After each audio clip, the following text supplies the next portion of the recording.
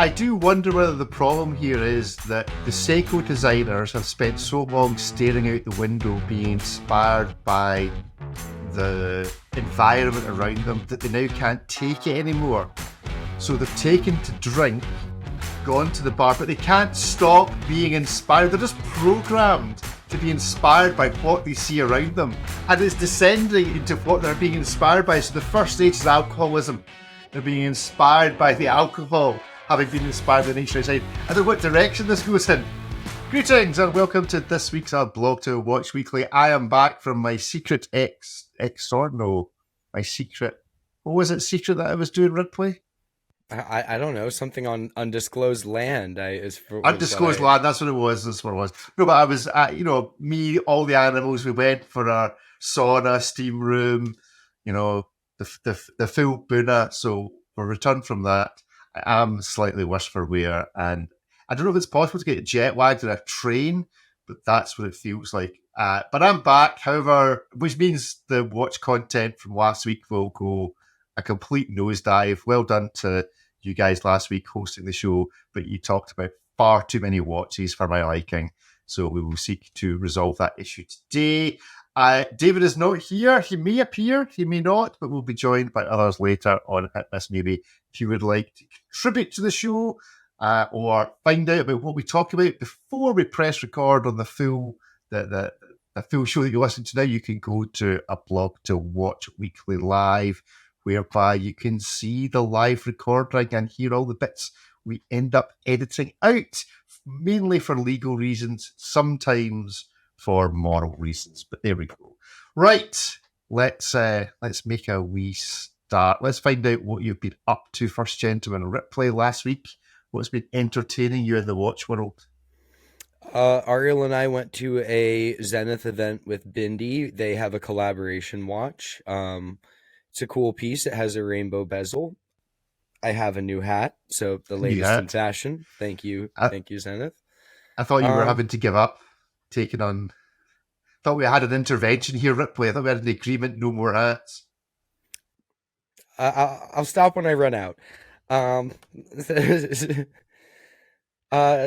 that was cool. It's a steel piece, and it uses that. It's like the Defy skeleton, but it's based on the chronograph, so it's a very high frequency, three-handed movement. But that's the most watch related thing I've done in the last several days.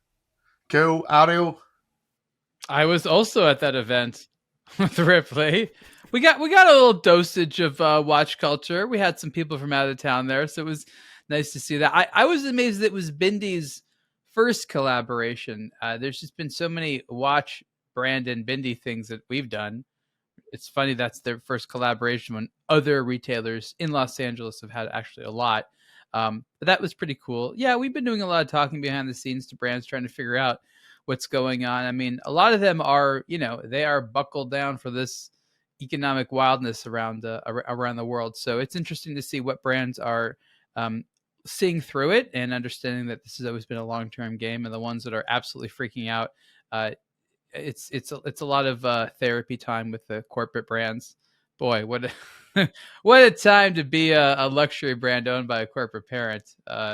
Interesting stuff. So watch brands, if you have a corporate parent, the aBlogtoWatch team is open there for therapy and chatting and hugs and whatever it is you may need.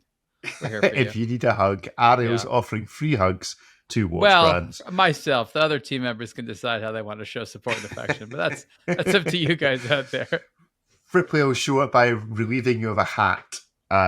He will take your hats. I'll hug some corporate brands. The brands seem to want to get rid of their swag. They don't seem to hoard it. They almost are appreciative. Ripley, you want our stuff? Please take 18.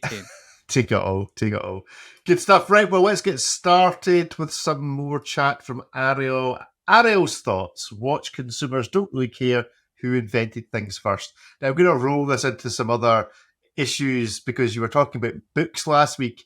There's been one or two books that have come out recently that, shall we say, let's just say it was Perezcope has tried to debunk in terms of watch brands claiming who invented things first. But more of that shortly. Ariel, did people ever care, or was it just brands that made you think we cared because they had no better ideas? I think that consumers for a while in the 20th century were excited by the constant innovation on timepieces. There's depending on the era, there was always something new in watches. In the teens and 20s, it was wristwatches. In the 30s and 40s, they started to add complications. In the 50s and 60s, they started to get much more durable and add more convenience features. And by the 70s, there was this entirely new technology that was taking over. The 80s and 90s had their own thing. So there's just always something new. Consumers were always excited about dropping something in favor of something else.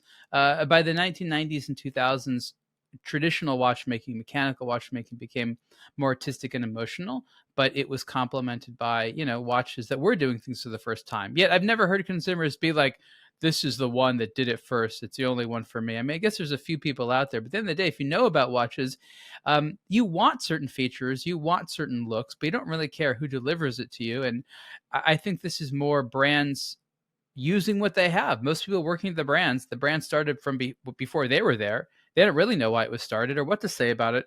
All they have is, I got my history. I can talk about what we did first and what we used to be popular for. But many brands struggle when it comes to explaining to people why to buy them today. I mean, frankly, sometimes the value proposition is, hey, our thing looks like that other thing you want, but is lower priced. And that's why you're popular with consumers, but their brand will never say it. What do they say? We've been making copies of popular watches for 175 years. I mean, that's essentially what they got going for them. So I just think it's interesting, this disconnect between what the brands are proud of sometimes and why consumers buy them. I guess it's okay to have a verbal disconnect, but sometimes brands should sit down and seriously question themselves. Why are we popular with consumers? Or not popular? Or not popular. Ripley, have you ever been tempted by one watch over another because of that watch brand's claimed firstness to something? No, it's not really about who does it first. It's really about who does it better. There's lots of things that are, the first effort was absolutely atrocious. It was hazardous. It caught fire. It imploded. Being the first, it's a cool accolade. It's a cool thing to put on the resume. And for when you still kind of hold the title in it, well done. It's kind of nice to be like, we're the first and we're still the leader in it. But, I think about all of the things that technically were the first and were so much worse than someone who looked at what the first person did, said, that was pretty good. That's a great concept, but clearly it didn't work out right. Let me go refine it and make it better. And so I think it really just is a bit more of a meritocracy than we did it first and therefore you should think ours is in some way superior or worth owning. It's a nice accolade, but I don't think anyone would actually buy a watch simply because it was the first to do something. They might buy the watch because it was the first one of its kind or something, but that's a totally different issue. So Jean-Claude Biver's first different and unique motto is marketing. Bear in mind it's Jean-Claude Biver, so it's mostly marketing. Yeah, but Biver always made sure to have unique stuff on the market. You may not like all the stuff he did, but he completely understood not resting on your laurels. I mean, his whole thing at Hublot was the art of fusion, which, correct me if I'm wrong, meant trying new materials, new things, new ideas, and splicing it in what you're already have done. I think Ripley hit the nail on the head when he said it's not the first that did it, it's the best that did it. We recognize and give credibility to brands that have sort of a history of firsts. That is Bulliva's slogan, actually. Sort of Breitling's slogan for the 140th anniversary. Sort of Rolex's slogan, sort of Zenith's slogan, sort of Tag Heuer's slogan. But I think it becomes difficult for them to justify, why do business with me today? So I think there's a healthy skepticism we need to place on an industry that just keeps reminding people what they were so great at yesterday. I mean, it really, goes down to, tell me what you're doing for me today. Are you offering a good price? Are you offering good quality? Are you innovative or novel in some area? I think it's a very legitimate question consumers are asking brands. What are you doing for me today better than someone else? Because let's be honest, it's a buyer's market and it's very competitive out there, and we can't buy all the watches we like. And where does this lead to? And I'll just share this screen from a friend of the show, Perezcope. So there's been a book out recently. I think you touched on it last week. Authorized book of he the tore Rolex this one apart. Submariner. Yes, and That graphic is unfortunate. Oh, I see what he's doing there. I like the little cigar, real seedy character there. That Pinocchio. So when does this go wrong that brands claim firstness? I've not delved into this, but Jose is a well-known debunker, and I think he's got a fairly perfect record on it, debunking the Rolex's claim for the first waterproof watch, etc., etc., etc. I say not quite the entire point of the book. Almost a footnote. Like, I get it.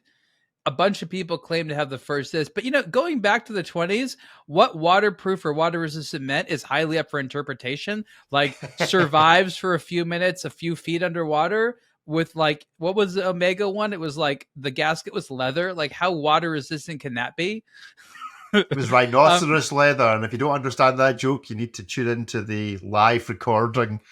Boy, that's an encouragement to listen, right?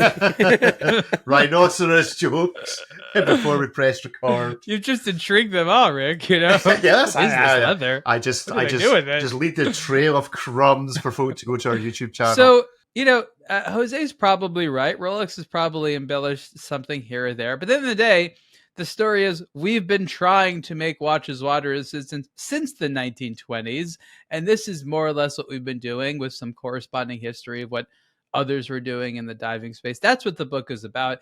I have always taken these claims with the utmost grain of salt. And ultimately, does your Rolex Submariner today, is it worth any more because 100 years ago Rolex was the first to do something? Not at all.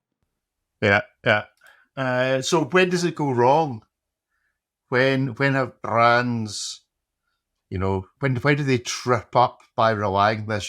Omega consumers. And the moon swatch. It's look, when consumers use brands as own marketing material in lieu of actual peer-reviewed academics, that's where people go wrong. It's the brand's own validated book. I have that book. It has the Rolex logo on it. They're not going to say, well, 1920 says asterisk. Somebody says this. The other person says this. Rolex is like, no, we've been saying this for long enough. It's fine. No one's going to sue us. And they're right. But as a consumer, if you care, be an academic about it. Read some other people say. There's a couple of other competing claims. I mean, water-resistant watches came within that time. A couple of companies did it well. Rolex arguably was able to mass produce it in a way that no one else was. They did something first. I'm impressed enough with them. Let's not treat these brand marketing catalogs as academic reference material. Well, and on top of that, like, there's a lot of ways of making a watch water resistant, and the way that pretty much everyone uses in the most simple of fashions when they want to make a watch very water resistant is largely based on the platform that Rolex did with the screw down crown, screw down case back, not some elaborate type of other things, some system of gaskets. It isn't the super compressor that proliferated, it is Rolex's design, and a lot of watches couldn't have a screw down crown because of a patent originally. So that's why you don't see it on the Submariner's very earliest competitors. But nowadays, you look at any dive watch with the exception of a few ones with like internal bezels or something, and yeah, they all have screw down crowns. So, I think we can nitpick about certain things or some liberties with the truth of, like, maybe they weren't the first to do it, but they ended up buying that company who first made the cases that did for that other brand. You know what I mean? So there's a whole lot of other things, but I think, Ariel's point's very salient where it's that wasn't really the point of the book. It's not going to have any unconcrete facts or wishy-washy details, but that's to get like a true revisionist history of dive watches. You're not going to look to something that one of the brands themselves produced. So what's the future? Are watch brands going to learn that real innovation is better than just pointing to something in the past? Or is it just a shorthand that's always going to exist because marketing's lazy? Well, if you don't have anything new to talk about, you're going to talk about what you did in the past. But it's like that guy who's talking about, oh man, back in the high school game, I was the man, dude. We won state. And it's like, all right, you're like 45. Like that was a minute ago. You were a child technically at that time. What have you done lately? And if the answer isn't now, like I'm Tom Brady, that story doesn't have the same significance. So, I think those stories are important. They're part of a brand's history, but they really become 10 times more powerful when it's not something they did a half century ago. It's something that very much relates to what they're still doing today. And it's like, hey, we were the first at it, and we're still being the first in many respects to kind of push these boundaries. So who are the brands who are still truly motivated by innovation rather than motivated by the ease of looking back? Is it the big brands, or has all that been beaten out of them by corporate shareholders? At least Casio's halfway there. Casio. Yeah, Troy, in fact, you sent a wee snippet of an article, Ariel, through the week, which we're going to have a little look at if I can find it, which was about a crowdfunding an additional, was it a change of sensor? I'll try and share the screen just now. Oh, the Casio, the F9, yeah, there it is, the Sensor Watch Pro. Yeah, this thing's very cool. Ripley and I were geeking out about this. This is a crowdfunding attempt. It's basically upgrading the module in an F91W so it can do all sorts of other funky stuff. Yeah. So basically, they take it's, I guess it's the controller, so it's the screen plus the internal hardware, and you buy your own Casio F91W, which I think has a retail price of $20. Yeah. You unscrew it, you just remove the innards, you replace it with this one. And now you have what looks like an F91 with like a bunch more features, including a much louder buzzer. Who doesn't want that? It's got certain connectivity things. It's got accelerometer, a light sensor. You can program your own stuff. You can get a bunch of stuff. I think all in, it's still under $100. And I love that there's this community out there, because there's an electronics. It's sort of related to the hacking community right now, where they're using all this available infrastructure out there, manufacturing in Asia especially, to create this whole weird universe of stuff. And I love the hacking community, and it's so interesting to see them a little bit more formally get into watches. I mean, the first Nixie watches was basically the hacking community, being like, hey, let's figure out how to make a wristwatch out of this. The first smartwatches essentially were. I remember speaking to the founder of the original Pebble watch, which was really just sort of like an attempt to hack, to hack something. And make a hackable gadget like that. So I think there's going to be more stuff like this. I get particularly excited about these things. I think what's funny about it's decidedly not luxury, but the idea of having an F91 on my wrist that does a bunch more stuff covertly, I don't know, it's kind of neat to me. It's like the fully gold G-Shock that looks like the non-real gold-plated colored one. This is like the horological equivalent of the guy who gets like the late 90s Honda Civic and then just gives it like 800 horsepower. It's like it looks like the absolute, ubiquitous crapper, but then it's got more features than, a high level G-Shock. If you dig through it, what this thing can do, it's really impressive that they've managed to engineer it in using kind of the parameter of the F91W, where it only has 3 buttons. You don't even get 4 buttons like a G-Shock. See, I was contemplating this and wondering, got a Panerai on. If I was worried about it and the things I'm doing, maybe somebody should be like building a module. I could just drop the back out of it and put a quartz movement in it, and I can just sit it to the side. Like if somebody, bought loads of old cases of knackered watches and just started putting quartz movements in what looked like a luxury watch, I'm wondering how much I would actually care sometimes that the watch on my wrist was the real deal in terms of what it looked like and its history of where it came from, but had, as you say, just been modded, and it had been modded from being a mechanical watch to being an electronic one. In the same way that you would take a car, keep the shell, and soup up the engine to something that actually is reliable, works regularly, does other things.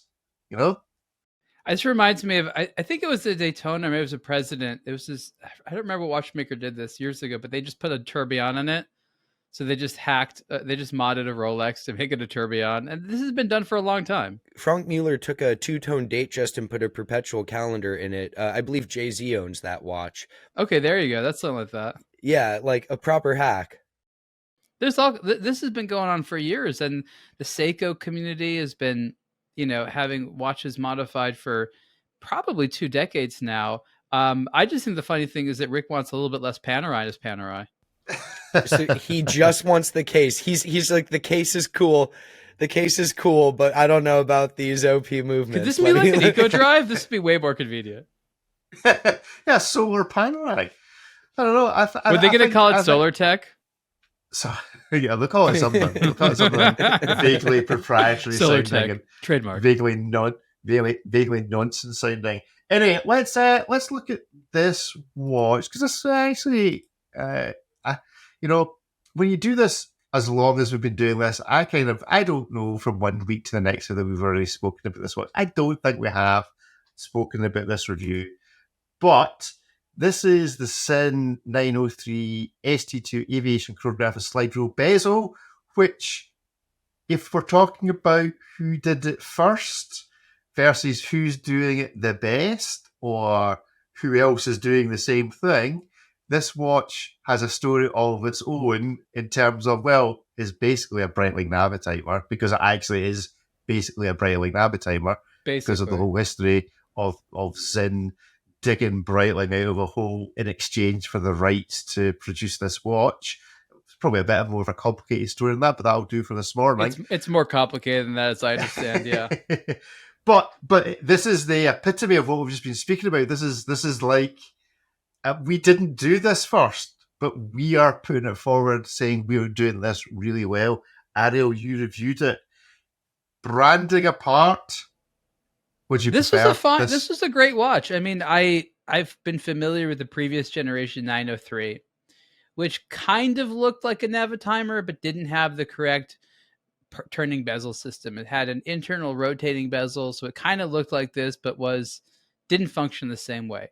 Now Sinn has been able to engineer a proper water-resistant case with a bezel that turns just like the Breitling Navitimer, where you turn it on the outside and the inside of it moves, and it's got that right kind of. It doesn't click; it's a smooth motion, but it's got enough. It doesn't have any play, meaning it's harder to turn. A little bit more legible than your standard, I guess, Breitling Navitimer, because of the loom, which is applied. Actual physical blocks of a loom that are, I think, machined or formed as opposed to a paint, which I think has always been the downside of this. This is, really one of the busiest dials you could imagine. And just reading it, also because there's sort of the inner dial for the time looks small, the hands always look short, even though proportionally they're fine. But I like this. It's as weird and quirky as this is, it ends up being handsome. So this is one of those tool watches which we forgive for not using any of the features just because it looks good. This Sinn version of it is like, I don't know, half the price or something like that of the Breitling version. I don't know if Breitling's is really worth double the price. Breitling obviously is going to have a lot more options, but for this sort of 41 millimeter wide size in steel, does everything that you'd want it to do, chronograph automatic, on a strap, well under $4,000. For me, that's really a great deal here. So it does, yes, it's sort of an homage, but it's about as good of an homage in a lot of ways as you could imagine. There is that sort of shared history where Sinn did, purchase some stuff from Breitling in the 80s. So it's kind of a cool, quirky thing that, again, I think actually, ironically enough, fills a particular niche. Ripley, the Sinn or the Breitling, money no object. Do you feel the brand lifts the Breitling to more than its parts, which is effectively what the Sinn is? Well, I don't. The Sinn doesn't have the BO1, right? It's got like probably a standard like Valjoux. Yeah, Solida, I think. Yeah. So, it then comes down to, are you really going to basically pay, I think a Navitimer's like 9,000 and change, an extra $5,000 for the name and a more prestigious movement. I mean, money, no object. Sure, I'll take the Breitling. It's, the brand that made the design. But, if I was spending my own money and just wanted this watch, I'd get the Sinn. I think it does certain things better than the Breitling, because Sinn is really kind of more of a tool manufacturer, and Breitling's now very much a luxury brand. But if you really kind of break it down to, that's a lot of money to pay for a BO1 movement. That's like, you can go buy 2 of these and then still have some money left over. So, and I think the story is a little bit more interesting as well with the Sinn. You see tons and tons of people who have a Navitimer. They have no idea what the watch even is. It's just like the most famous Breitling. But I think the story between Sinn and Breitling and the Navitimer is very interesting. And so if someone sees it on your wrist and you can get to tell them that whole saga, I think, that's kind of a plus as well for at least a watch nerd like myself. Good. Right. Well, let's return to the Serengeti. For those that tuned into the show earlier on the live stream, let's talk about the watch that launched 1,000 rhinoceroses. The Hublot Spirit of Big Band Tourbillon Sorai watch. Ripley sellers, you got to review the press release, not yet the actual watch, unless you've been to the local zoo and they're giving them out to the rhino keepers. Tell us about this Hublot. Well, Sorai stands for Save Our Rhinos India and Asia, and it's a conservation organization, not a nonprofit, that aims to save the rhinos of, as the name suggests, Africa and India. So, do you feel if you were like an Australian rhino or a European rhino, you'd be offended? I think you have them. I if there's a Scottish rhino, Rick, then Scottish rhino. Yeah, I'm not aware of it, but yeah, as far as I know, they really are kind of an Africa and Asia, largely India type of thing. So, or maybe that's where they're most endangered. Anyway, save our rhinos, Indian, Africa and India. This is now the 4th watch that Hublot has done with Sorai. The person who started Sorai is a former professional cricket player and Hublot ambassador, so that kind of all makes sense. The first one, Kevin Peterson, of course. Yes, I wonder why he was appearing in my news feeds on Instagram. Right, that makes sense. Okay. As an American, I have no idea how cricket is played. I've tried. I've watched. Nope. No idea. But so this is the 4th one. The first one was kind of all tan. The second one was largely green. The one from last year was gray and had colors kind of like a red and purple thing inspired by the African sunset. This is now the 4th, but why it's significant is it's the first one that wasn't just a Big Bang Unico chronograph.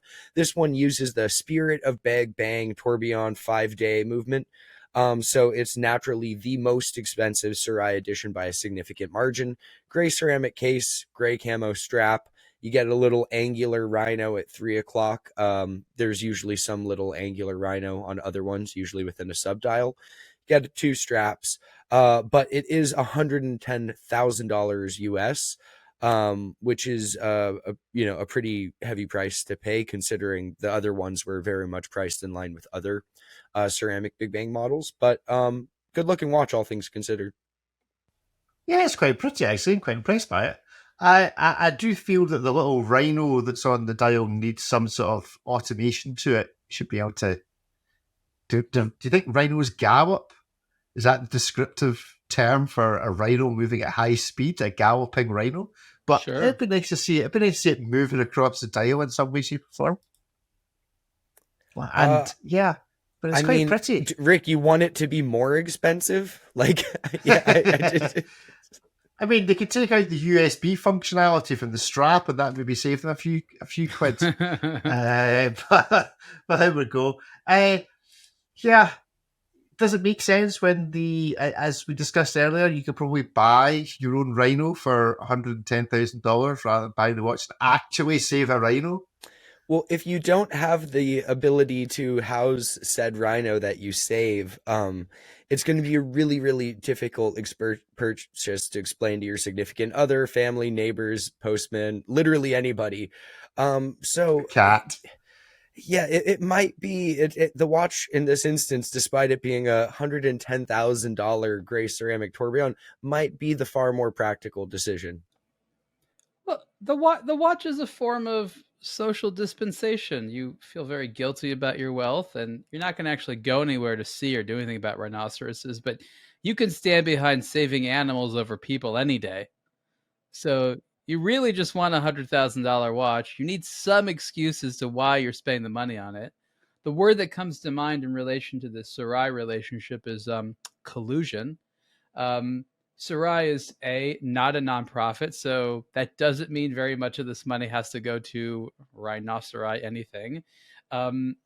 The person that started Sorai is a person who's been working with Hublot on other watches and starting to understand this little game of wait a minute, we can sell the watch for all this money. Well, that works.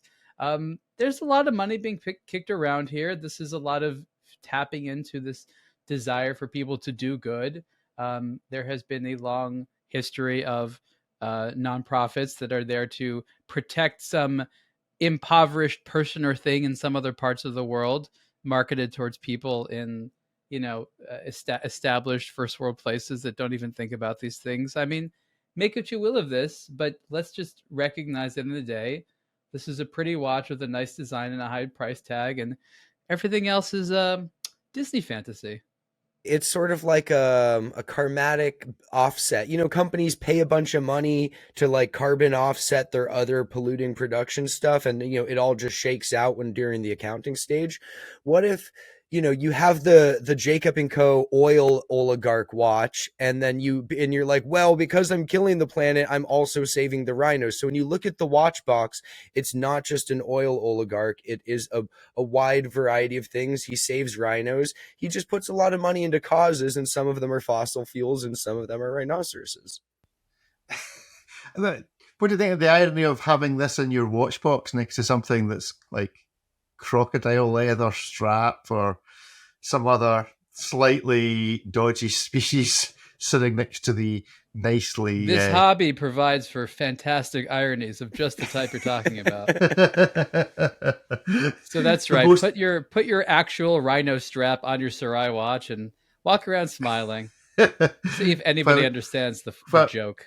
Yeah, if you've got your ebony, ivory piano keys sitting in the corner. Hi, I'm Ariel Adams from aBlogtoWatch. I'd like to tell you about Bezel, the modern app for buying and selling authenticated high-end watches. Bezel isn't like other platforms. Bezel was designed exclusively for today's timepiece collectors and enthusiasts, offering choice, convenience, safety, and service. In addition to personally authenticating each timepiece sold on the marketplace, Bezel also offers a personal concierge service to walk you through any part of the watch buying or selecting process. Want something not currently listed on Bezel? Their concierge service is happy to seek one out for you. Buying and selling a watch can be scary as well as challenging, especially with all the options out there today. Bezel uses a modern, intuitive interface to deliver a class-leading technology experience that makes it simple and fun to search through available watches or list one you currently want to sell. Try Bezel today and discover what others like you are already excited about. Get the Bezel app or use the getbezel.com website. That's GETBEZEL.com. Thanks. Well, we're going to be playing Hit Miss maybe shortly. We're just waiting for the guys to gather, but before we do that, it's just going to be myself and Ariel that are playing this because Ripley wrote the article. But I'm almost getting bored of this segment. I suspect everybody else as well. But do we have another Seiko? Well, we'll give it one last bash just for good old... it's like every week there's another one. Just for good times. Guess the price of the Seiko. This time it is the Seiko Pressage Cocktail Time Star Bar. Star Bar? That sounds like a confectionery. Star Bar Limited. Is there a reason why Star Bar has to be capitalized? Oh yes, yes. That's how they that's how they do it. Yeah, they like it that way. Okay, Star Bar Limited Edition SRPK93 and SRE015 watch. These are not pretty watches. But why are we being smothered by Seiko? We love Seiko, but it's just too much of a good thing. I don't even have time to savor Seiko. I don't understand. Not only it's like It's like passing down the tree. We're being smothered by Seiko, and now our audience is being smothered by guess the price of the Seiko. It kind of works its way down. The flood, the torrent is pouring down. We feel under pressure, so we're now doing this more often, and everybody gets bored of it. It's just what happens. So maybe this will be the last time we ever do it. Who knows? My issue with these is like so when the Presage it wasn't even a Presage at this point, but when Seiko started doing the cocktail time watches, they were based on like the flavor profile of cocktails, so like dry, whatever. But like then they've had so many cocktail times, like they should have been cut off by the bartender long ago. And some of them are really pretty, but like some of them have gotten, everyone knows what a Negroni is, even if they don't like them or drink them. At least they have a point of reference. Same goes for something like a martini or mojito. But when you get to Star Bar, which is a bar in Tokyo, signature cocktails, when from what I understand, I've never been to Tokyo, never been to Star Bar, but it sounds like they also have like a revolving menu. So the number of people who have tried this cocktail and can look at the watch and be like, oh yeah, this is my daily, it's not, I don't think that's like really a thing. So I do find these to be a little bit, I mean, they put a picture of the drink next to it, which is nice in one of the photos. So at least I know what it looks like. The drink itself is inspired by a view of Tokyo with the lights illuminating the buildings and stuff. But again, never tried the drink, never been to Star Bar. So regardless of how evocative of this drink this watch is, I can't imagine there's that many people who it really resonates with them on a personal level. I do wonder whether the problem here is that the Seiko designers have spent so long staring out the window, being inspired by the environment around them, that they now can't take it anymore. So they've taken to drink, gone to the bar, but they can't stop being inspired. They're just programmed to be inspired by what they see around them. I think you're trying to say Seiko employees are trapped inside. Yeah, it depends. So they're going to slowly descend. Some have a city view, some have a nature view. They're all trapped inside. And it's descending into what they're being inspired by. So the first stage is alcoholism.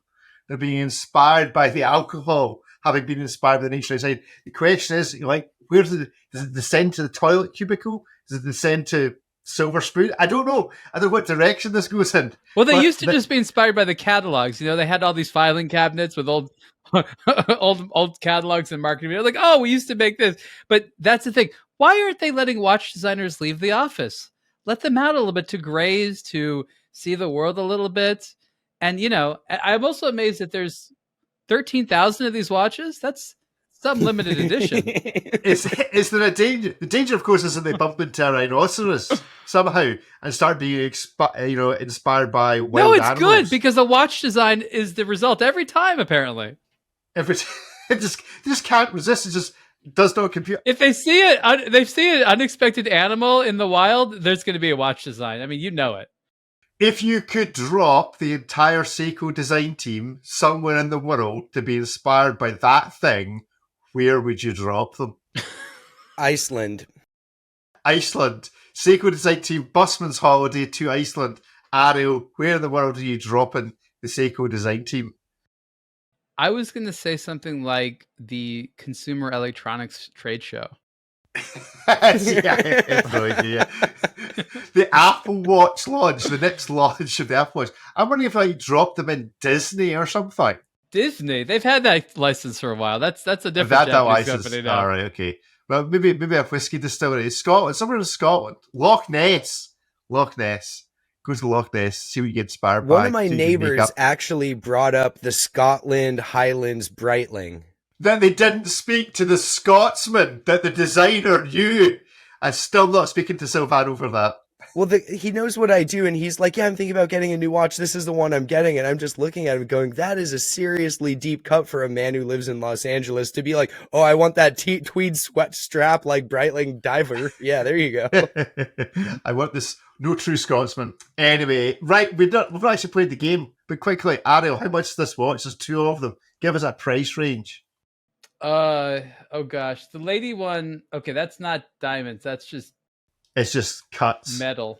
Faceted crystal. It's faceted crystal on the interior. Oh, is it the crystal faceted? Right, Faceted okay. crystal. Okay. Worth about $20 more, I suppose. Oh, geez. So wait, are they the same price? I guess they're different prices. Maybe they're about They are the same. different prices. I can exclusively reveal they are different prices. $800 for the cheaper one or the more expensive one. Oh, don't make me break it down so much. Maybe that's the more expensive one. The smaller one's a ladies' piece, and I guess it's an automatic. But that's a rare thing at Seiko. I don't know. Oh, that is the 2R movement. Oh yeah, that's not expensive. That's not going to be an expensive. I don't know. Yeah, I'm just going to say $800 for the more expensive one. I have no idea what the delta is. The more expensive one is $650, and the cheaper one is $550. I was way off. Darn. Exclusive. And the women's is more expensive than the men's. Those it's the women's. I've got that the wrong way around. Yes, the women's. Oh, not making it easy for me there, Seiko. Thanks for keeping me on my toes there. And one is a limited edition of 6,000. The other is a limited edition of 9,000. So the men's is less. Mm-hmm. We will start. We will have to form a game about in fact, that's probably the iteration of this game is how many of a limited edition is this watch? This watch claims to be a limited edition.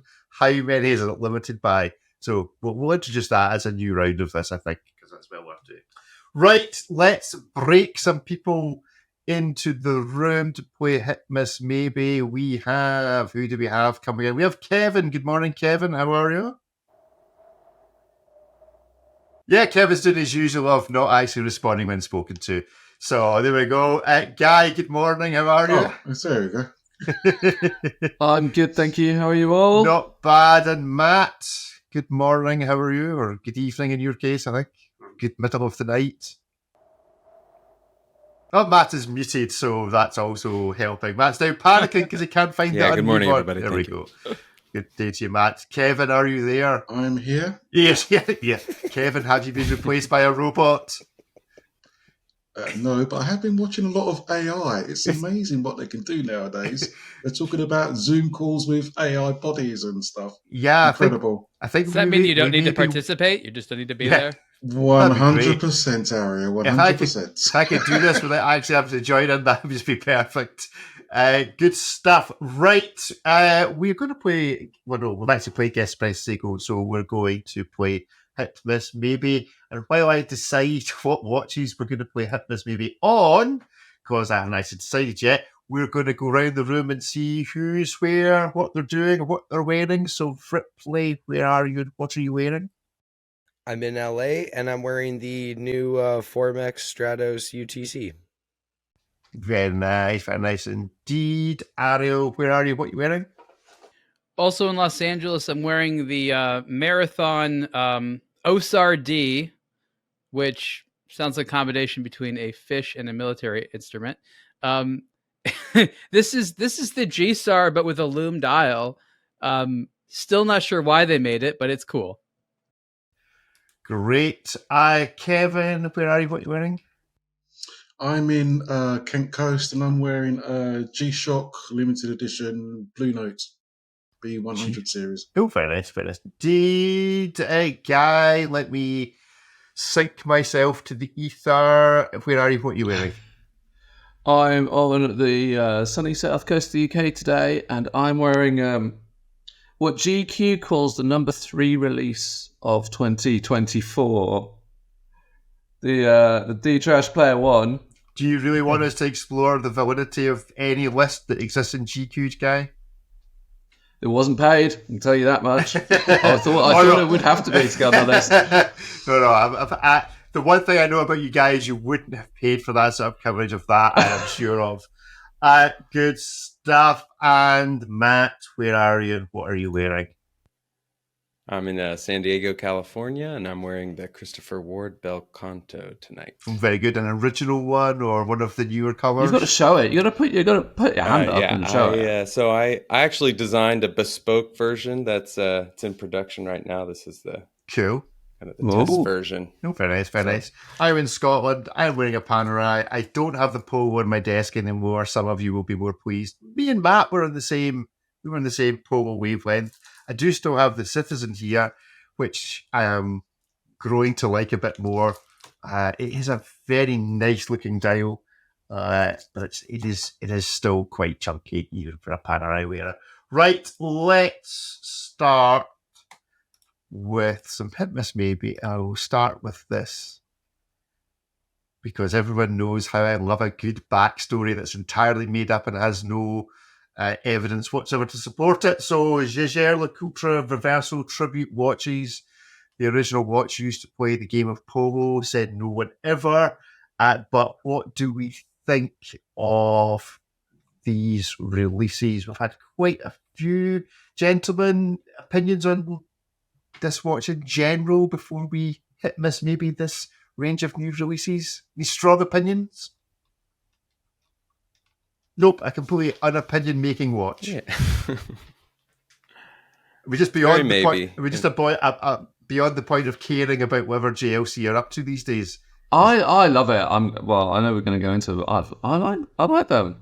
Don't know what's the controversy. They're nice. I mean, they basically brought back the original, most classic design. To say the time only is a familiar style, it's just, there's not much to say. It's the same thing that's been around for. I think we're all afraid to sound What's the stupid because we difference? don't know it's new or not. So is this new to the collection? There is that. It's just an example of something they did before.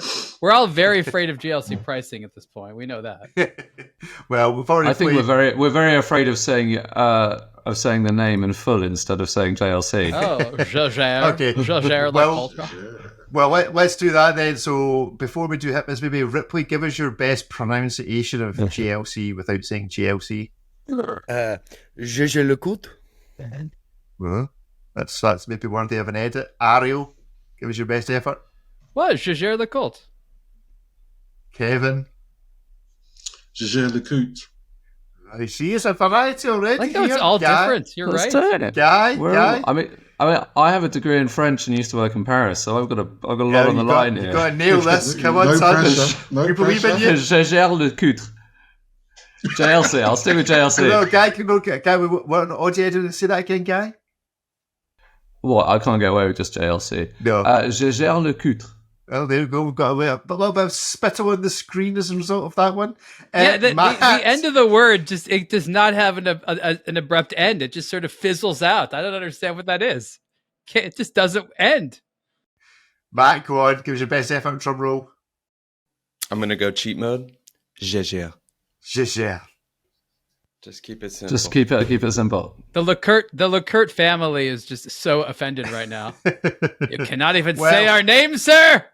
Let's see if we can build on that offence by hit miss maybe this. Maybe it's just a judgment of the entire concept of the Reverso. But on the count of three, is it a hit? Is it the miss? Is it a maybe? 1, 2, 3, go. Miss, hit, maybes.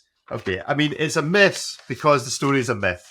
I love them, but I will always vote a miss until somebody can prove to me that this watch had anything to do with playing polo. And until that day comes, it's a miss. Though I still do love them.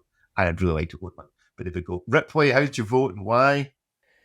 I mean, I like the simple ones. I think it's a great looking watch when it's done simply. I love the crazy Reversos where that one they did a few years ago that has 5 dials or whatever. Yes, and I seem to like many of the ones in between. There's very little that's, exciting about a Reverso at this point, unless they pull out all the stops and make $1 million watch. But there's also very little that's objectionable. It's like chocolate ice cream. Yeah, it's great. It's classic. It's there. It's not going to be the most exciting one that you reach for when you want something crazy or noteworthy. But at the same time, if I'd be happy to own any one of these watches and I'd wear them often. Ariel?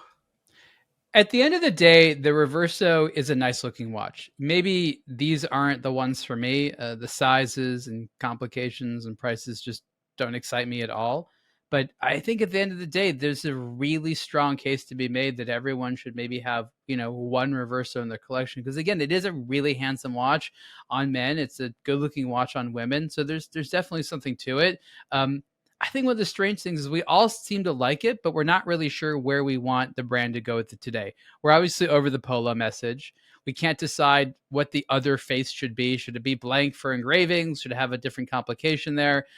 Should it be manually wound, automatic? No one's quite sure what they want the Reverso to do. We don't know what size we want it to be, and we don't know what we want to pay for it, even though we all know we like Reverso. So Jaeger has to figure out all that stuff for us. That's an uphill battle.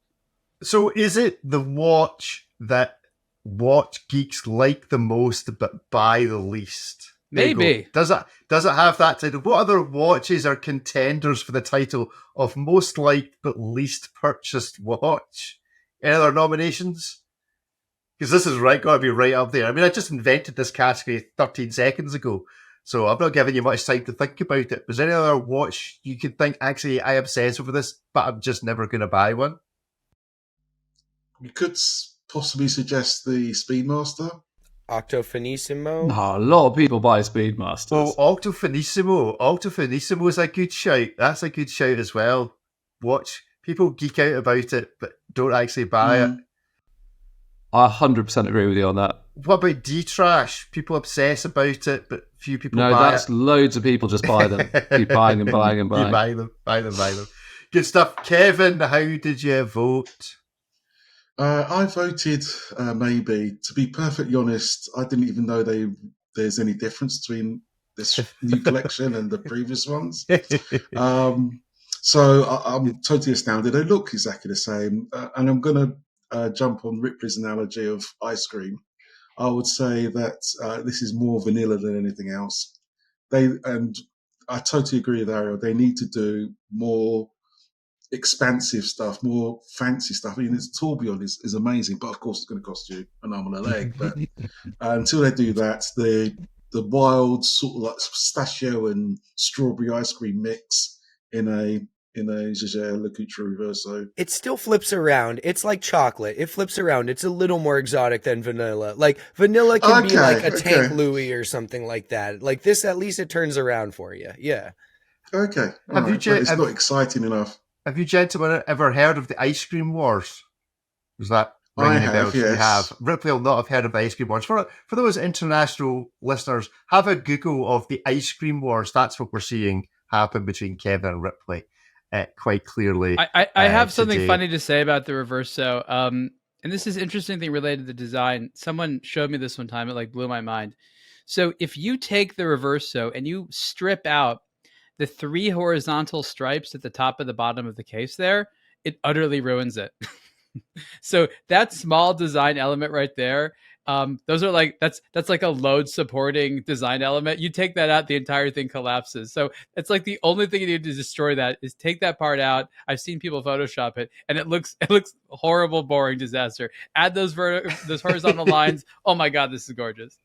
So do tune in to aBlogtoWatch Weekly live and later in the week aBlogtoWatch to see the images that go with the recording. If you can't stand to wait till Thursday or Friday for this release, you can search the channel for the live recording anytime after about 7:30 on a Tuesday morning UK time, where you can tune in live and join in the chat. Joseph has voted miss, but yes, I'll see if we can Photoshop that out, because that does sound like a fun way to waste half an hour photoshopping. Does that mean our aBlogtoWatch watch will have the 3 vertical stripes? Oh, there they go. There's See, Kevin, I am pleased to see that you're the first person, despite me banging on about this for weeks, who's actually started to contribute design suggestions to our watch. So I will write this down. We have 3 horizontal stripes. Imagine the designer reading that, just saying 3 horizontal stripes, having no idea what to do with this information. Like where are these going? Well, we've got our birthday complication, live, laugh, love, the tide button that doesn't do anything, the interchangeable face, and a ruby that glows, as well as some other bits and pieces. Right, Guy, how did you vote on this one? I gave it a hit. I love the JLC Reverso. I think it's a really gorgeous watch, and it's for people who are too mature to like be in a meeting and take a fidget spinner with them. You got, you got that with you, which is great. And I think it should be. It's funny what everyone's saying. I think this is like a two-hand watch. It should always just be a two-hand watch with a plain back. I think that's the thing with it, and they should keep it like that. Keep it simple. Yeah, if it's going to be $2,000, they just need to. Yeah, but they just need to do some. I think it's like up there with like the Speedmaster as like one of the iconic watches that's ever been designed. It's like up there with the Speedmaster or Santos. I just don't think they're doing a very good job of marketing it more than anything. I think the watch is great. Maybe they should market it to play polo on the moon. Polo on the moon. Yeah. I mean, the polo thing doesn't resonate with a lot of people. It's not. No, it's just not true. There's no way somebody decided, I know what I'm going to do. I'm going to protect my watch in 1920s India playing polo by turning it around, because then it's going to be protected because there's no danger of a polo mallet or ball hitting the back of this watch and still completely destroying the thing.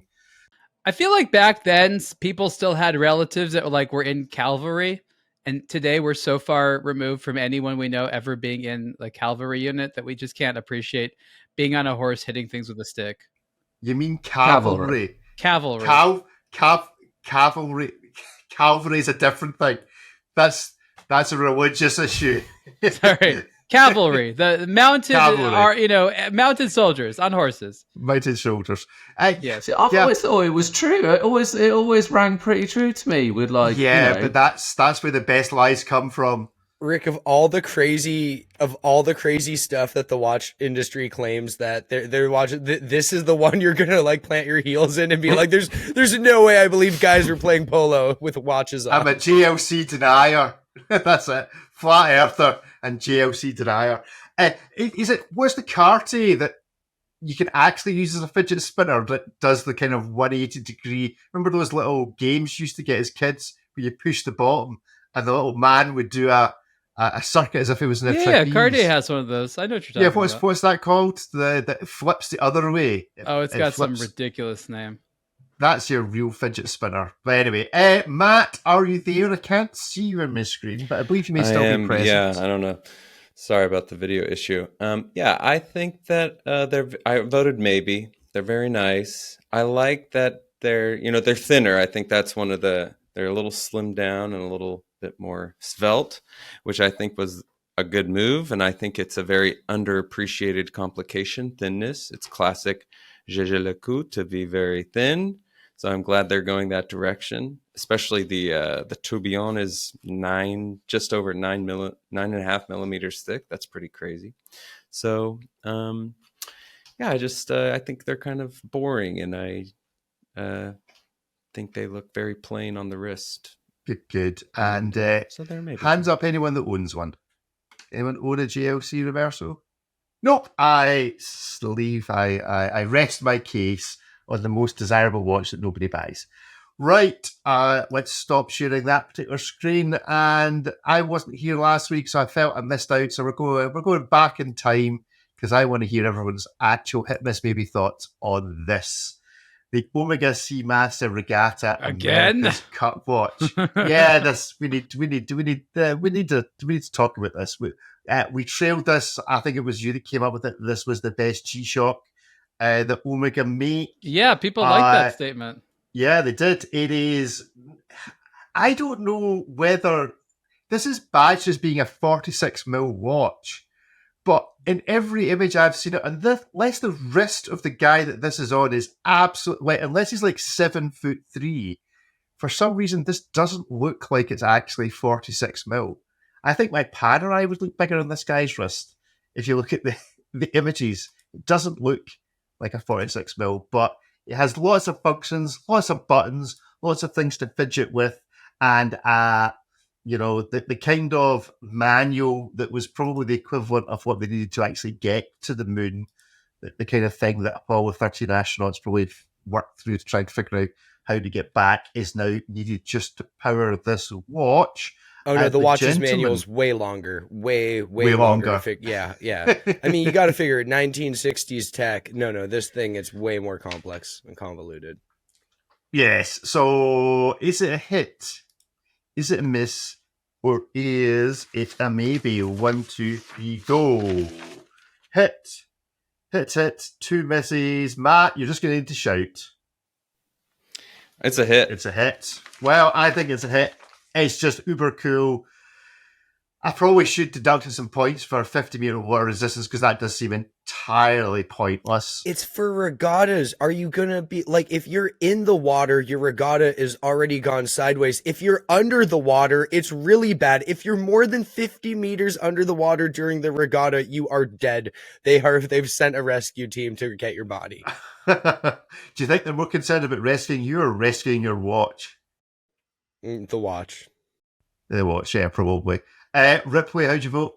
I said it's a hit. I mean, I said it on, I think, the last episode. It is profoundly ugly, and there's no way around that, but it's also very cool.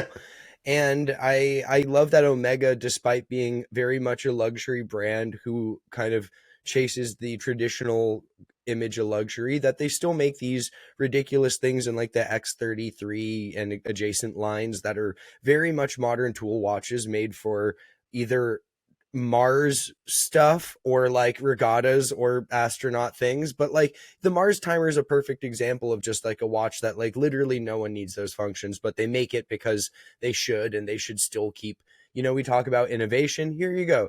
Omega's doing something innovative in terms of, you know, this isn't a chronograph with like a different hand to do a countdown thing. This is a very much a digital watch that still kind of lets you know that there's a pulse over there on them making function forward devices. And 50 meters is fine for a watch that's meant to be used on top of a boat, not under a boat. Ariel, do you agree? I grew up in the era of Anadigi watches, mostly the Japanese ones. And so for whatever reason, I'm always going to be connected to these timepieces. Obviously, it was the Japanese companies that got me excited about it, but Omega has been making its share of Anadigi watches for a long time, sort of the X33s being the most famous among them. And I just am romanced by this idea of this sort of traditional aesthetic means modern functionality. This watch has, you know, all the issues we talked about. Might be a weird size. Why exactly need it? Not the prettiest thing. But I think I like the idea of it, maybe is more so than I like the thing itself. It's going to be a cool watch to wear. It's going to be relatively reliable. So I just think that it's fun. I like that that Omega is doing that. And I think as in terms of an aspirational watch, for me, that really fits into that. I imagine all these, you know, professional things I'll never do, but I like having the instrument of it. You know, some people have their dive watch version of that or their driving watch version of that. For me, this just fits into my sort of generational weakness. Yeah, I think if I was going to become an actual geek watch collector, no more than a Panerai, I think I'd probably go down the Digiani route because I'm of that vintage as well, whereby that was just the coolest things you could get when I was a kid was Anadigi watches. I've got the old Citizen robot watch somewhere. I think I've got about 3 of them. And yeah, I think this, the Breitling equivalence, is probably where my watch collecting heart is. Kevin, where's your heart for this watch? Hey, Kevin Hart. You're all weak, Tippy Roaches. I'm not as funny as him, unfortunately. Neither am I, as is obviously proved. I gave this a big fat mess. I'm sorry. I'm of the era of any digital watches as well. I've got an X33. That is just... It's disgusting. I'm sorry. I don't know what they're on in Switzerland to come out with a watch like that. I just don't comprehend it. I love the X33. They're an amazing range. This, you can't tell the time. Oh, no. I don't know what planet it's from. It's just, it's too big. 50 meters resistant. I mean, this G-Shock is 200 meters. Come on, Omega.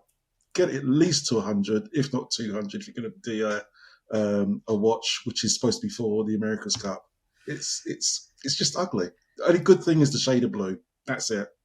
It's got a moon phase. Who doesn't need a moon phase on an Anadigi watch? What's that got to do with sailing? Come on.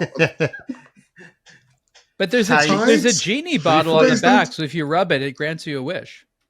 Oh, well, the wish would be to get rid of that range. Come on. Whatever you wish, sir.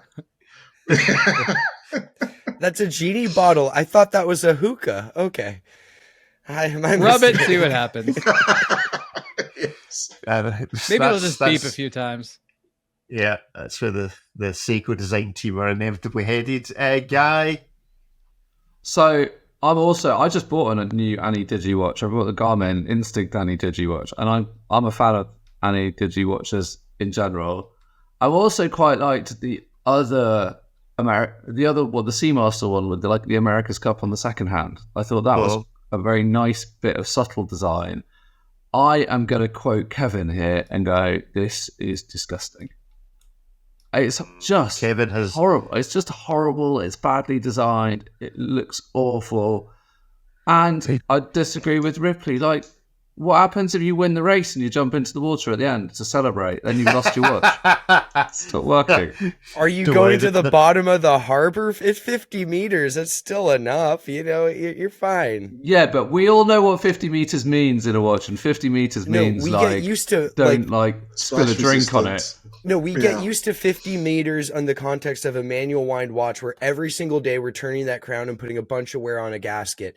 This being like push button operated, I would take a 50 meter Timex, go do your daily stuff in it, and if you manage to flood it, I will be impressed.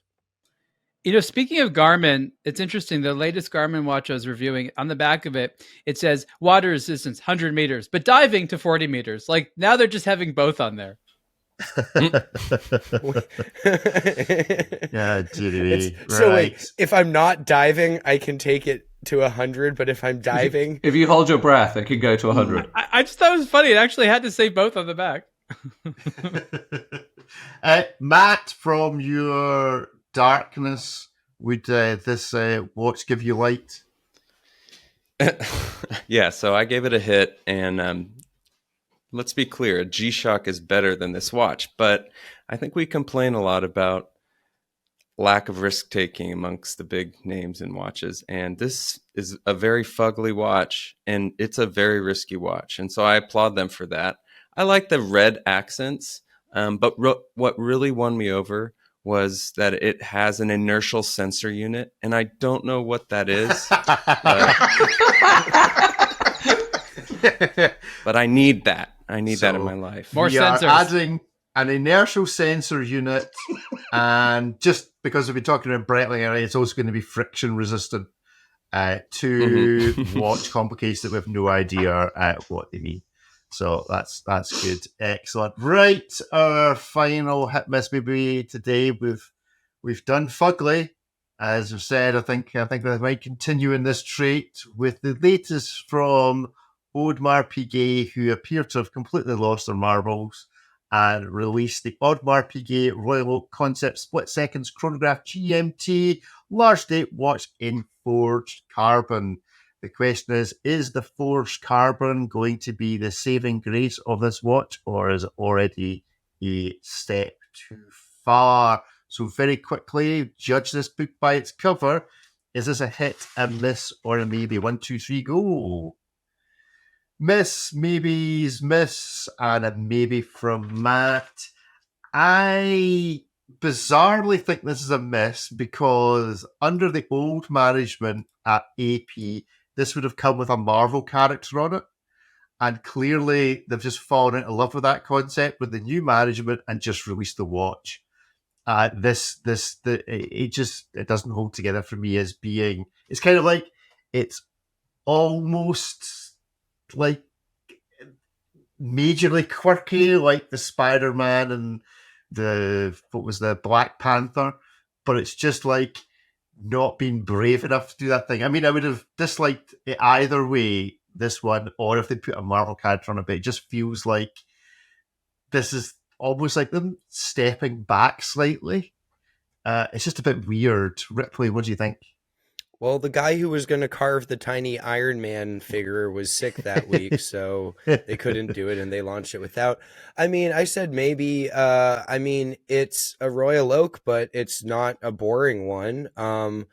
we've kind of reached this interesting point in the watch industry where like the homage brands like Invicta were making their version of APs, and then AP starts now making something that I'm pretty sure debuted in Invicta's catalog like 4 years ago. So it's not a good looking watch. I like that the carbon fiber glows. It's it's these are huge. Anyone who's seen like the concept pieces in person, they're enormous. I really just can't wear one. It's not even like big watch on my arm, just the curvature required to touch its case back isn't my wrist. But it's a maybe. You could do a lot worse and just get a really, really boring Royal Oak. But you could also just get a regular Royal Oak and it would be much prettier. Like, I don't think anyone's looking at this and going, yeah, what a looker. Ariel, should they drop the concept of the concept? Because it's not a concept watch. The idea of concept watch is something you're never actually going to make. The thing is, they actually make it and they still call it a concept. I mean, it is a concept. We're sitting here chatting about we can't figure it out. That sounds like a concept to me. True. How'd you vote? I voted maybe on this. I mean, look, the thing is, I think we all agree this watch is missing its mascot. It's like we want to know what they had in mind, like who's supposed to wear this. Like, it's not quite macho enough without that. It's not quite weird enough without that. It's got like a very standard dial and set of complications. It's trying to channel, like, I don't know, their inner Richard Mille with this, the glow in the dark element. Audemars Piguet introduced forged carbon, so I get that they're trying to like take it a step further, but I'm not sure if it's as fresh anymore as it used to be, because now you can get this look in very inexpensive watches. It doesn't have any prominent animations on the dial, right? So the movement, which is an automatic split-second chronograph, yeah, that's all great and all, but like it's not viscerally as exciting as like a minute repeater or a tourbillon with like lots of little moving things. So it sort of like melds a lot of practicality with total impracticality, and it doesn't have an overt theme. Maybe it doesn't need like a superhero mascot, but it needs like some person. I think Audemars Piguet, when they had like the Arnold Schwarzenegger stuff and the Terminator stuff, that's better because like we could imagine this character, both Arnold and the Terminator character, like wearing this type of thing. This watch just seems to be missing that and needs it at this $200,000 nut price point. Kevin? I voted this a hit. I'm glad it doesn't have a superhero character like Supergirl or the Hulk on it, but visually, I think it's a stunning piece. I love the luminescence in the carbon. I'm glad they've done something slightly different instead of going down Aberdeen titanium or calling it carbon tech or whatever the thing they're calling things now. It's a stunning piece. Granted, it's a little bit too thick and not everybody can wear it, but it's a beautiful piece. This is where technology and design should be going compared to the Omega one we just saw, which is fugly, totally fugly. This is, I know it's not to everybody's taste, but at least it's different enough and design enough to make it interesting. Love the shape, love the carbon, love the fluorescence.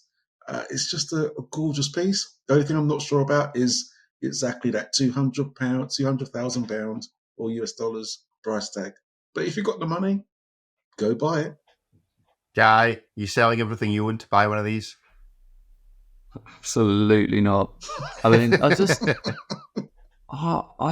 it almost, to me, feels like sacrilegious of what they've done to the Royal Oak design. It's like, if you want to do a concept watch, but it's like they've done a concept watch, got scared no one would know it was an AP, and stuck a Royal Oak bezel over the top of it just so everyone knows. It's like, if you're going to be daring, ditch the Royal Oak visuals and just be daring and do something new. It's just everything. I think is horrible.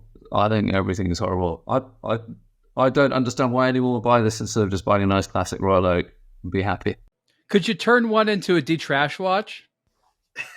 I could turn one into a D. I mean, I could. Would that be considered upcycling? Well, it would be my way of getting. I do like the glowing carbon, and I would quite like a glowing carbon D-Trash, and I don't know how I can do that. You do. You can transform it. Take some parts out. I could transform it. Yeah. If you spend $200,000, and reverse engineer it from this is my advice, because that's absolutely I reverse engineer it, and just have a random D-trash I like you watch. just actually taking the pieces off of this and sticking in my ears, just like cladding. And I could just have one what has a Royal Oak bezel on it. Yeah, they don't own that design anymore. I mean, look at my shirt, right? Exactly. I mean, there was that JLC last week, which was £1 million, which David believes will effectively. You mean the Westminster? The Westminster. That's right, the The Westminster. name we'll never forget. If you were to buy that, it's got over 1,000 bits in it. So if you were to produce 1,000 D-trash watches, each with a little bit from the JLC Westminster, that would be that's a bit like Bremen. Maybe that's where they've gone wrong. That what they should be doing is, rather than putting bits of the Ark Royal in the back or Stephen Hawking's desk or whatever it was, they should just be putting in bits of other people's watches. Here's the watch that Elvis wore. Our watch is about, I'm trying to think, so it is about 1% of the cost of this. So no, it's more, it's less than that. So they could have get 1% of a watch with 1% of an AP for 1% of the cost. That could somehow work. It's the ultimate pyramid scheme, only the pyramid's the wrong way round. Matt, what did you think of this? Yeah, I gave it a maybe. It's a watch that's designed to show it's a watch, that you're a wealthy person. Definitely a watch. We'll grant you that. It shows that you're wealthy, but in a relatively classy way for one of these. I think the loom is cool. Does it? Matt, can I just confirm, we can't see you. Are you able to see the screen? Just check. You're in the context of that we were looking at. Okay. I feel like Matt said a few sentences, and then the end of the sentences has it's a watch. Stop. The rest of it count. Is it Matt the AI? That's what I want to think. It's Matt the AI. It's a watch that makes you look wealthy. That's what it does. Remember, the person that has this watch also has to have the little UV torch in their pocket to sort of show off the glow all the time. So you become that person with this timepiece on. Yeah. No, it's the guy who owns a nightclub and he just lives in his establishment and he's perpetually Or there's bathed that. in the light. Yeah. Okay. That's where we should put the Seiko design team, in a blacklit nightclub. This is a classy way. They've already been suffering from not having enough windows, okay? Is Spearmint Rhino still a thing in London, Kevin? Is that still a nightclub? I can confirm or deny if that's the case. Rick, it's amazing that half of the things you mentioned, I have no point of reference, ice cream wars or what have you. But no, we seem to have, I drive by plenty of Spearmint Rhinoceroses on the way home. Now that I think about it, this could be great with the Seiko design team. They'll have fun and we'll have more graceful forms in our timepieces. And I there's support the this callback. idea. It's rhinos all the way down on this show. Spearmint rhinos. We started at rhinos. We finished at rhinos. There we go. Now, what do you mean this is a classy way of showing this has all the class of a sleeveless tuxedo? How is this a classy way of showing you wealth? I think it's relatively subdued for that class of metallic purple Lamborghini. But okay, really quick, while the internet seems to be working, there's a Pokeball at 3:00. So that's a pretty attractive option. At 3:00, all right. Okay, I see what you mean. Yeah, not being entirely familiar with the Pokemon universe, but that does ring a bell. Yeah. Okay. So that's what we're saying is that's the redeeming feature. Yeah. Mm-hmm. Right. Okay. So do we think this was originally supposed to be a Pokemon watch? That was the element that was going to. It wasn't going to be Iron Man. It was going to be Pikachu. That was going to look at me and my cultural references. That was going to be on this watch. Is that what we think? Is what? Is sorry, that... what is that? An AM PM thing, or what? What actually is that? What is it? What does it do? I assume so. It's not on any of the other subdials. 12-hour. Why isn't it red and white? Why isn't red and white? But is that like Pokemon a thing? Pokeball. It's a Super Ball. It's not a normal. Oh right, Pokemon. This is a concept series. How foolish of me. Okay, children. We're doing all of Audemars Piguet's marketing work for them, aren't we? Really not. I want to know if their meetings are any better than ours. And they're being like, guys, why did we design a Pokeball in there? Should we lead into this?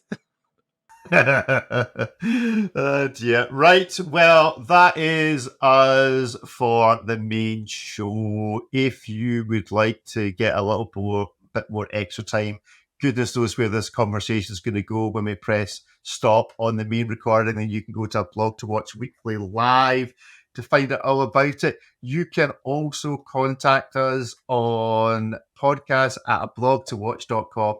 And as promised, and be prepared to be deafened, we now have bagpipe music for me to read the WhatsApp message to.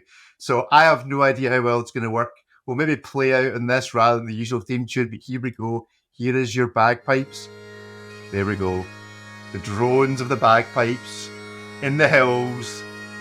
And the message is that the WhatsApp number is +44 7386 690 897, and I'm sure that out-of-tune bagpipes made that so much more worth doing. Enjoy. There we go. That's our show, folks. Folks, Rick is also available for eulogies at available for weddings, funerals, and bat mitzvahs worldwide. That was very AI professional, sir. bagpipes. Thank you. Do you think that worked? I think that worked in a not at all sense. But we'll bring that back next week. Anyway, from all of us, cheerio. Goodbye. Bye, everyone. Goodbye. Bye, everybody.